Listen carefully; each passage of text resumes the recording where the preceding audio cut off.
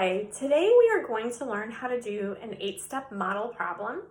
And I have all 8 steps right here and they're typed out, but it is probably very hard for you to see those on my bulletin board. So in order for you to understand, I'm going to go through each step one at a time with you and so that you can complete this problem. Okay, so we're going to start by doing the first step of our 8-step model problem. Step 1 is read the entire problem. So let's do that. Mrs. Baldwin had 325 pieces of candy. She gave away 39 pieces. How many pieces of candy does she have left?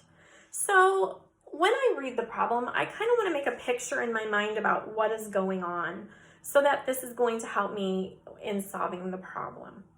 Okay, so let's go ahead and do step 2. That was step 1. Let's do step 2. Step 2 says who is in the problem.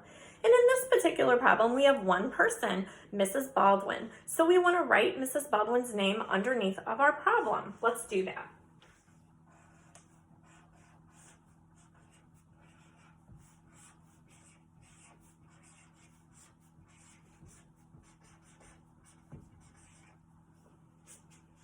Okay, step 3, what is in the problem?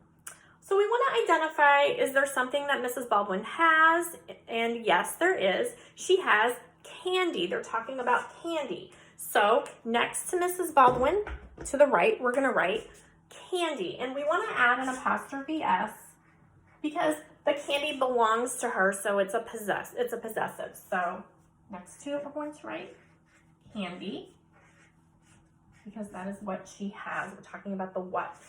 All right, so then step 4 is our unit bars. Draw unit bars of equal length. When we're drawing our unit bars, we want to think about a couple of things. How many people are in the problem? Are there multiple variables in the problem? In this particular problem, we have one person, and that means we are going, and there's also one item, one what. So we're going to draw one unit bar. So I don't have a whole lot of room to the right. Normally I would draw it out here, but if you don't have a lot of room, you can put it underneath as well. So I'm just going to draw my one unit bar. Okay, now we're ready to go to do the steps that are going to help us identify the information so that we can solve our problem and fill in our unit bar. Okay, with that, we are going to read each sentence one at a time. Let's see what information we can gather. Mrs. Baldwin had 325 pieces of candy. Now, I know that 325 is the total number of pieces of candy that Mrs. Baldwin had. So on my unit bar, since it is the total number, I want to put it at the top of my unit bar. So I'm just going to put that number here at the top because it represents all the candy that she had. And I'm just going to put a couple of brackets beside that. My brackets, I'll give you a closer look at my brackets so that you can see what they look like. Okay. Now, let's go ahead and continue reading the sentences so that we can gather the remainder of the information. She gave away 39 pieces. So there's a couple things in this problem that I've identified to help me decide what type of a problem this is. Is it going to be adding, subtracting, or what type of a problem is it? I've seen a couple of things. First of all, when I read the question, there was a key word in there and it was left. And I know that if I see that word, it's going to be a subtraction problem. The other thing that kind of helped me think about this being a subtraction problem is it said that she gave away 39 pieces of candy. When you're giving something away, that means you're taking away from the total that you originally had. So in our unit bar, the number 39 is going to go inside of our unit bar. And I always think to myself, 39, how big is that number in relationship to our total number? And it's not very big. So I'm going to section off a little part of my unit bar, not a very big portion because of that number is kind of small. And I'm going to put that number inside. And then that's the number that I'm giving away, or taking away. So I'm going to cross it off. All right, now the next step is we need to put number 6. Step 6 is we need to put our question mark in place. What we're trying to find out is what was left, and this is represented in this portion of the unit bar that's blank. So we're going to put our question mark in that portion of the unit bar. And you have a subtraction unit bar now. Okay, now we're ready to solve our computation. A computation is just a bigger word for solve the problem. And let's see what color we haven't used. Let's try brown. So when we solve our problem, we're going to create the problem. You can do it over here, wherever you have some extra space. I'm going to do mine kind of right in here. So I'm going to say 325 take away 39. And if you'll notice, when I line my numbers up, I wanted to make sure that I line up my hundreds, tens, and ones place. 325 has a ones, tens, and hundreds place, but 39 only has a ones and tens place. So I want to make sure I line those all up, my ones, my tens, and there should be nothing in the hundreds spot on the next to the 39 because there is no hundreds. So now we're ready to subtract our numbers.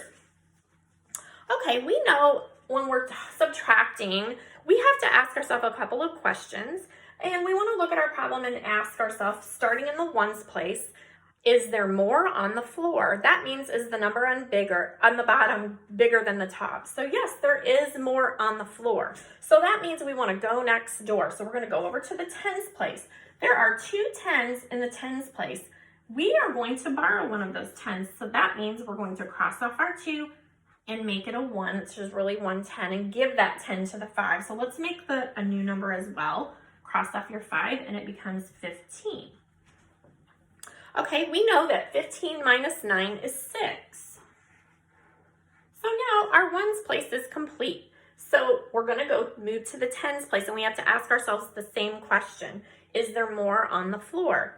Well, let's see. Is 3 bigger than 1? Yes, it is. There's more on the floor, so we need to go next door. So we are going to go to the hundreds place. We're going to cross off our 3, and we're going to make it a 2.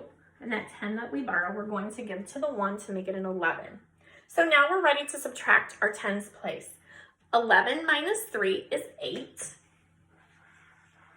So now we're finished with our tens place. And in our hundreds place, we don't have anything to subtract. So we're just going to bring our new number, which is 2, down.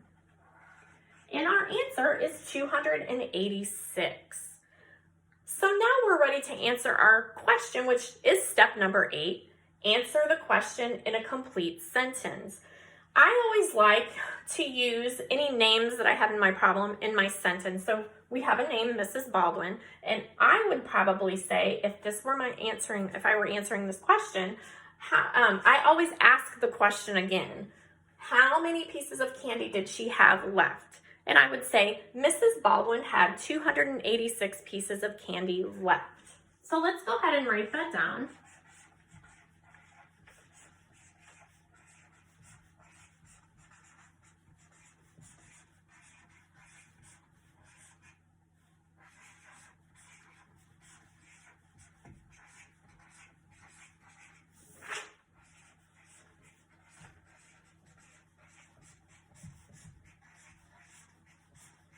Okay, so when you're writing your complete sentence, you always want to make sure that you capitalize the first word in your sentence. And in this case, it's a name, Mrs. Baldwin. So we capitalize that not only because it's the first word in a sentence, but it's also a name and it's a proper noun, and that is always capitalized.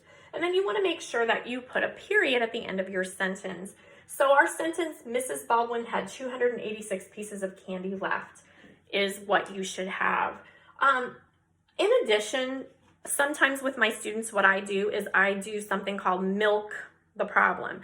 So that just means I kind of ask a few questions that review some additional skills that might help them. So I might take my answer 286 and ask them a question like, what is 10 more than 286? What is 10 less than 286? Or I might say, who can show me the expanded form of 286? In which case, what you would do is you would just take the number and you would show me everything that is represented. For example, the 2 represents 200. Then we put our plus sign. The 8 represents 80. And another plus sign. And the 6 represents 6. or 6 ones. So that is expanded form. You might also ask them to write the number in word form. So hopefully this was helpful for you today. And I hope that you're able to do these problems now. Thank you.